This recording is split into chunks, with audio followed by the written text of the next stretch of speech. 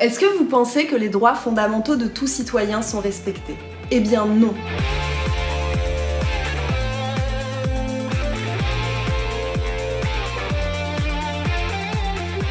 Pourtant, il existe un document qui a été publié le 10 décembre 1948 qui s'intitule La Déclaration universelle des droits de l'homme.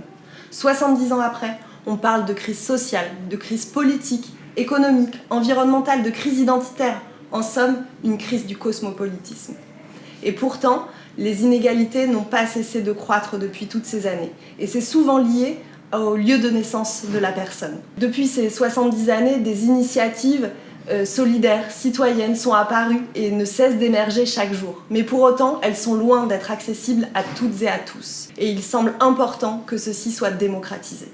Chez Ygraine, nous sommes convaincus que l'éducation est le moyen de faire connaître et grandir ces initiatives au service de la création de nouveaux modèles sociétés plus responsables et solidaires. Et nous en avons fait notre métier. C'est ça le pouvoir de l'éducation populaire. Je m'appelle Aude, je suis coordinatrice de l'association Ygraine Nouvelle-Aquitaine qui fait partie du mouvement d'éducation à la citoyenneté mondiale du même nom et nous sommes présents sur 6 régions en France. Mais concrètement, qu'est-ce que c'est l'éducation à la citoyenneté mondiale? L'UNESCO a défini l'éducation à la citoyenneté mondiale et nous nous inscrivons dans cette dynamique. Chez Ygraine, nous faisons de l'éducation à la pensée complexe. Ça ne veut pas dire compliqué, mais bien que l'on vise une approche globale et systémique.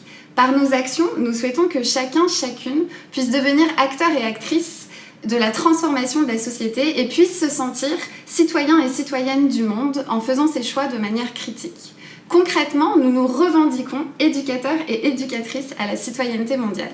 Être éducateur à la citoyenneté mondiale, ça signifie provoquer la réflexion et faciliter l'émergence de connaissances, de compétences et d'attitudes. Être éducateur à la citoyenneté mondiale, c'est permettre à chacun et chacune de s'inscrire dans un monde commun fait d'interdépendance. Les missions que l'on se donne, c'est de sensibiliser, de faire réfléchir, de croiser les regards et d'identifier des moyens d'agir tant au niveau individuel qu'au niveau collectif. Et ça passe par 3 types d'actions.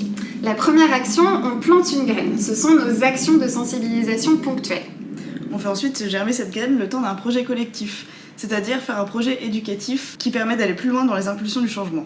Ensuite, on cultive un jardin, donc c'est une démarche de participation citoyenne. On va encore bien au-delà dans le renforcement du partage et du pouvoir d'agir de toutes et de tous. Et ce jardin, il pousse avec nos plantes sœurs et nos plantes compagnes. On mène des projets éducatifs en complémentarité avec les acteurs locaux, en coopération et en complémentarité des politiques publiques. Nous faisons de la pédagogie dite active, car basée sur l'utilisation d'outils ludiques et participatifs. Nos actions et la manière dont on les construit suscitent la participation, la réflexion collective. On souhaite que chacun, chacune puisse se sentir acteur et actrice et puisse, à son niveau, à son échelle, participer à la réflexion collective. L'objectif du développement durable numéro 2, qui a été fixé par l'ONU à l'horizon 2030, s'intitule « Faim zéro ». Aujourd'hui, dans ce monde, il y a 1 décès sur 5 qui est lié à une alimentation déséquilibrée.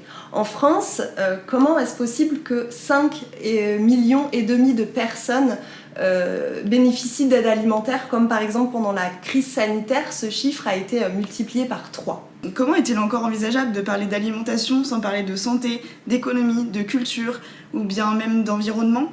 Et peut-on prendre en compte l'alimentation sans nos impacts locaux et globaux de nos choix alimentaires? Prenons l'exemple d'un steak haché et retraçons son itinéraire depuis la production des engrais jusqu'à sa fin de vie potentielle dans nos poubelles.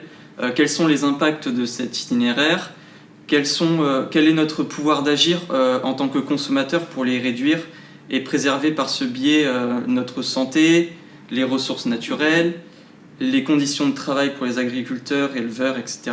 C'est ce type de démarche que nous proposons chaque jour chez Ygraine au quotidien pour accompagner le renforcement du pouvoir d'agir pour tous les citoyens et toutes les citoyennes. Et vous aussi, en tant que jeune, vous avez la possibilité de vous engager sur des projets tels que celui-ci ou de réfléchir à vos consommations. Devenez aussi acteur.